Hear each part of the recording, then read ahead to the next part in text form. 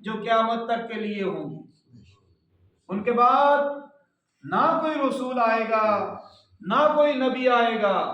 اللہ رب العزت نے قرآن پاک میں فرمایا کہ ما کان محمد ابا احد من رجالکم ولکن رسول اللہ وخاتم النبیین۔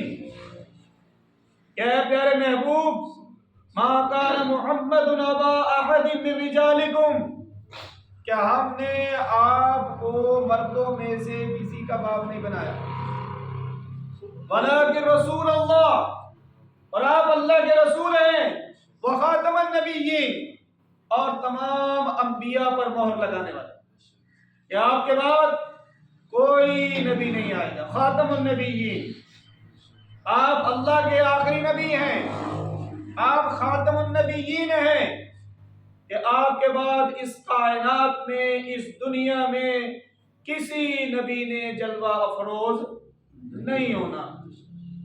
تو اے اللہ، جب کسی نبی نے نہیں آنا تو پھر تیرا دین تو تا قیامت کے لیے ہے، تیرا دین تو قیامت کے لیے ہے، یہ قرآن پاک تو قیامت کے لیے ہے، یہ کتاب تو قیامت کے لیے ہے، یہ حدیث مبارکہ تو قیامت کے لیے ہے۔ تو اے اللہ، کن کی ڈیوٹی لگ گئی؟ تو اللہ کے حبیب نے فرمایا کہ العلماء ورثۃ الانبیاء۔ کیا فرمایا؟ العلماء ورثۃ الانبیاء۔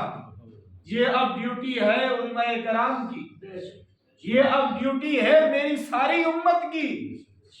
خیر الناس، یہ امت جو ہے یہ بہتری کی طرف ہے، یہ بہتر لوگ ہیں۔ اللہ تعالیٰ نے اس امت کو بہترین امت قرار دیا ہے۔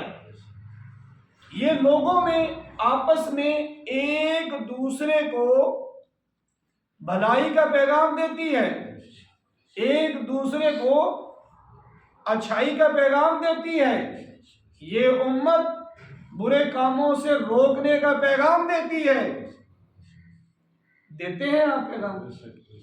ایک دوسرے کو اچھائی کا پیغام دیتے ہیں، ایک دوسرے کو برائی سے روکتے ہیں، ایک دوسرے کو نماز کی ادائیگی کا پیغام دیتے ہیں۔